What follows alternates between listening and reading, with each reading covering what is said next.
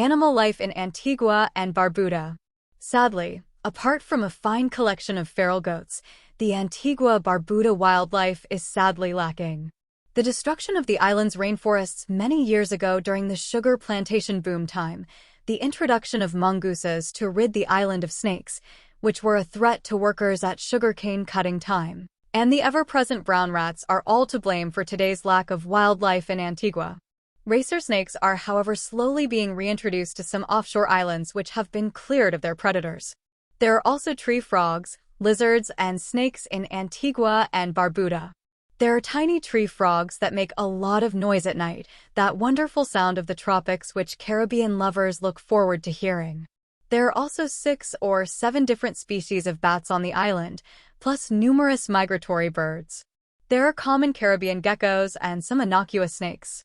Sadly, the extremely rare Antiguan racer snake is now practically extinct, so it is highly unlikely that you will come across this harmless brown-green 3-feet-long reptile. They do, however, live on Great Bird Island, which has an extensive mangrove system. Around 182 species of birds have been recorded in Antigua and Barbuda, of which probably about 65% are migratory. The key bird species include the lesser Antillean flycatcher and bullfinch, the endemic Barbuda warbler, thrasher, hummingbird, carib, purple-throated and green-throated, dove, pigeon, tern, gull, Caribbean coot, booby, masked, red-footed and brown, pelican, egret, the endangered West Indian whistling duck, magnificent frigate bird. Follow this link to read an article about birdwatching in Barbuda.